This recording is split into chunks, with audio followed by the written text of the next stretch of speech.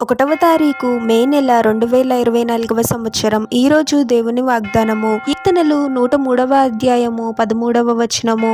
యెహోవా తన యందు భయభక్తులు గల వారి ఎడల జాలిపడును. సహోదరి సహోదరులారా, ప్రభువు ఎంతో జాలిగల దేవుడు, కరుణామయుడు. ఈ వాక్యాన్ని పూర్తిగా చూసినట్లయితే ఇలా ఉంటుంది: తండ్రి తన కుమారుల ఎడల జాలిపడినట్లు యెహోవా తన యందు భయభక్తులు గల వారి ఎడల జాలిపడును అని. అవును, బిడ్డ బాధపడుతూ ఉన్నప్పుడు తండ్రి అలా చూస్తూ ఉండలేడు, కానీ జాలిని, ప్రేమను చూపిస్తాడు. ఆ బిడ్డ యొక్క బాధను దూరం చేసి తనను సంతోషపరచాలని ప్రయత్నిస్తాడు. మన పరలోకపు తండ్రి కూడా అంతే. మనం బాధపడటం, కృంగిపోవడం ప్రభువునకు ఇష్టముండదు. మనం ఎప్పుడూ సంతోషంగా ఉండాలని కోరుకునే దేవుడు ప్రభువు. మీరు అనుకోవచ్చు, ఈ సమస్యతో నేను ఎంతో బాధపడుతూ ఉన్నాను, నాపై ప్రభువునకు జాలి లేదా, ప్రభువు నన్ను ఎందుకు విడిపించడం లేదు అని.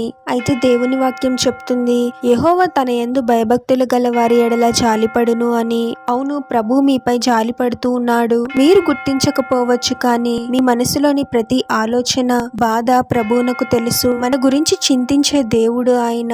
ఎవరైనా బాధపడుతూ ఉన్నప్పుడు మనుషులముగా మనమే వారి బాధ చూడలేక వారికి సహాయం చేయాలని ప్రయత్నిస్తూ ఉంటాం. అలాంటిది మన పరలోకపు తండ్రి మనల్ని ఎలా విడిచిపెడతాడు? కాబట్టి నాపై ప్రభువునకు జాలి లేదు అని నిందించే వారముగా కాకుండా మనపై ప్రభువుకున్న ప్రేమను గుర్తించాలి. మరి ఈ సమస్య నుండి ఎప్పుడు నాకు విడుదల అంటే, ప్రభు నిర్ణయించిన సమయంలో మీ సమస్య నుండి మీకు విడుదల కలుగుతుంది. విశ్వాసంతో ప్రార్థించండి, ప్రభువునకు లోబడి జీవించండి. ప్రభువే తగిన సమయంలో మీ సమస్యల నుండి మిమ్మల్ని విడిపించి మీ దుఃఖాన్ని సంతోషముగా మారుస్తాడు. ప్రార్థన.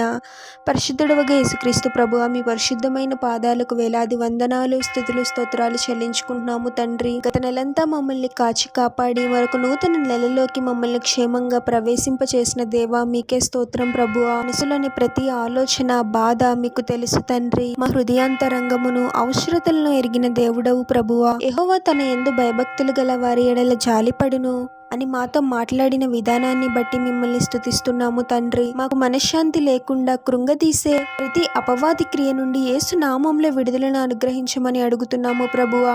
ప్రతిదినము మీపై విశ్వాసంతో ప్రార్థించాలి తండ్రి. మీరే అద్భుతముగా మా సమస్యల నుండి మమ్మల్ని విడిపించి దుఃఖాన్ని సంతోషముగా మార్చమని ఈ ప్రార్థనలో ఏకీభవిస్తున్న ప్రతి ఒక్కరిని పేరు పేరున దీవించి ఆశీర్వదించి అభిషేకించమని, వారు చేసే ప్రతి పనిలో మీరే వారికి తోడుగా ఉండి వారిని అన్ని కీడుల నుండి, అపాయాల నుండి మీరే వారిని రక్షించమని ఈ మా మనవులన్నీ యేసుక్రీస్తు వారి పరిశుద్ధ నామంలో అడిగి వేడుకొనుచున్నాము తండ్రి. ఆమేన్.